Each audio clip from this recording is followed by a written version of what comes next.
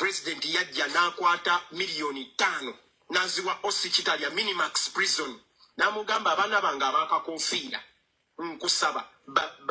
bayise bulungi bamala ne batuuza foreign ne bagenda nga bayitira mu bakatikkiro bonna abawundi mwe twali tusula kuba bali batugabanyegabanye nti mwe mugenda kwebakanga ku bisenge ku kisenge webaka ne munno mubeera babiri temwenyiga nnyo twagenda olaba embeera ekyuka nga tetunnakitegeera kumbe bwe yajja bayitangayo abasibe batono kati bayita oyo John Bosco Serunkuuma akalulu kansala yakawangulira mu kkomera seera mu kkomera nga abasibe abalala bali ku misango emirala batwegomba nga ffe tetuggwa sukaali tetuggwa sabbuuni mukyala nga yayagalanga n'okunsindikiranga ssente ng'oluusi nzigaana beyiro zaffe ffenna yatusasulirako $3,000,000 buli mutwe abaana 377 Secretary General waffe yabategekeddeyo $2,200,000 twakuba endulu twaddamu okukkiriza President otugamba y'ekigambo yakanyanga tugamba baneemusirike nti amalayo twali tumanyi oba mu mitwalo 2 omusajja yatutikka ettoffaali kakati ate mulimu ffe abalina abantu baffe abaatuukanga eka mu nkya ng'ali tukyali mu kkomera teka namala emyezi 18 nasanga mukyala wange tebamubanja yadde omwezi kankubuze ekibuzo 5 kankubuze ekibuzo oyo muyaye John Bosco Serunkuuma kansala wawa Nansana kali mu district Wakiso wali yani ku MP kuba tunoonya bakulembeze basobola Wakayima yatulambulanga nako waliyo Wakayima MP Wakayima MP we Wakayima Wakayima nga simumanyi nga asirise nnyo Wakayima yabalambulanga kwagala bululu kiki ebiseera ebyera yatulambulangako naye okusingira ddala yafanga koyo John Bosco Serunkuuma kuba oyo y'omwana muzoganyi twetaaga abaana bazoganyi mu bifo bajjeko mu bifo wano ku MP tubasuumuse John Bosco Serunkuuma kyayagala naye omwana nakati atula mugamba noonyeeko Serunkuuma mugamba noonyeeko Serunkuuma nja kumugamba omugamba nanoonyaako okwo eyo gyali Wakayima ye MP we ayagala kujja kwani ayagala kujja eri ewaabwe Mitiyana gye bamuzaala oba Mitiyana side ki ajje muganda wange ffe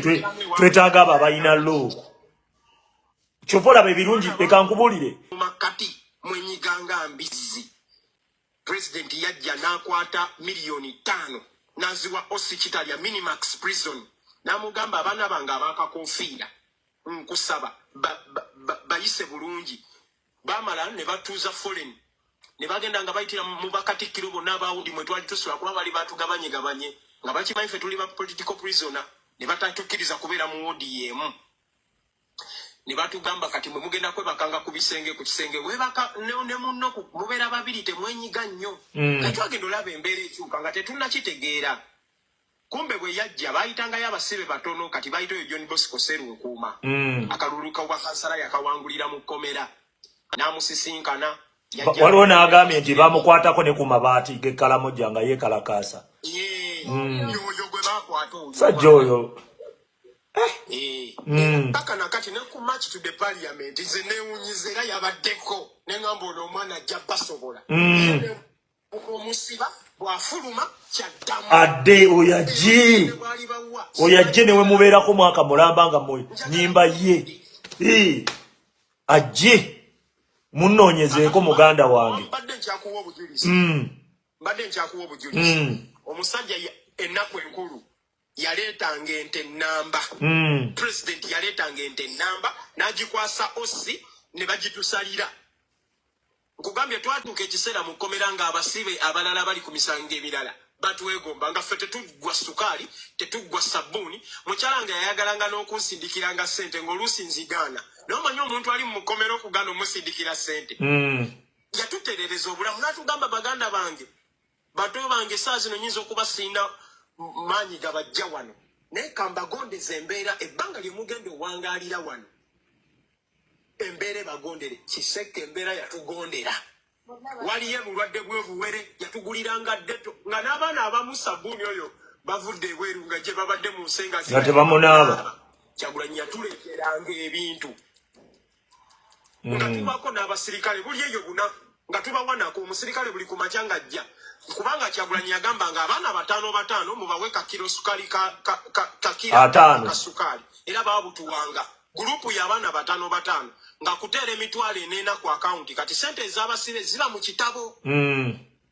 ziba mu kitabo era enamba yange nkyagirina eya prison eri mutwalo gumu mu 397 stroke 20 naye ekyenneewuunyisa twalina n'abasibe b'Emoroto twalina n'abasibe simanya Pakwaki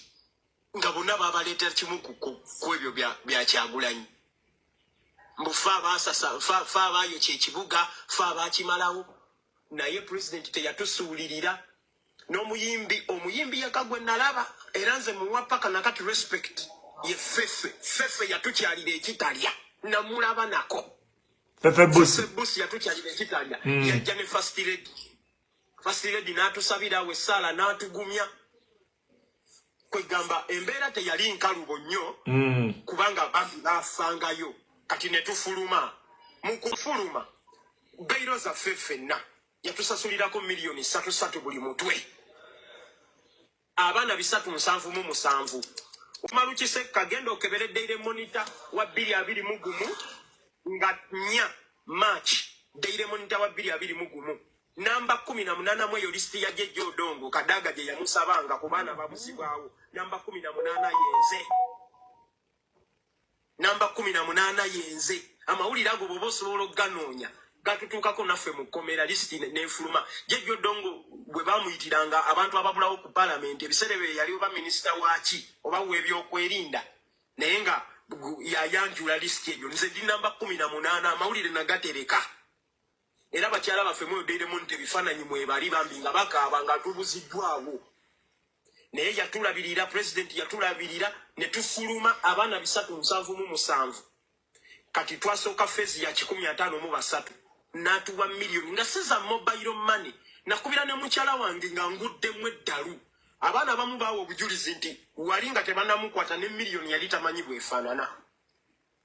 kakati oyo omwana ogenda mujja ku Kyagulanyi tosobola oyo omwana okyalina kyoyinza anti babeera wano ku media ne bababuzaabuza mukodo tayina ate ye muntu akugamba nti omuntu ayina waliwo ne baŋŋamba nga Kyagulanyi oyo waba akuwadde ng'alina kyakuwa akugamba togenda obuulira bantu waliwo ababiŋŋamba so omusi babiri Kyagulanyi waba alina kyakuwadde akugamba todda mu kubuulira bantu gwe beera bibyo yatukyazeeka mwokya kati nga tulowooza era bagenda tugamba bino ebya bulijjo batuweeyo emitwalo 10 General Secretary yasooka mu holo nga mwetuli n'atugamba nemwe namuze obuyambi bwe twali twabagamba twafunyewo akasente akatonotono naye twagala tubawe bambi mugende mweddaabirize obulamu bwammwe ne tugamba kale ate tugaanira kiro kiki gye tukola kitegeera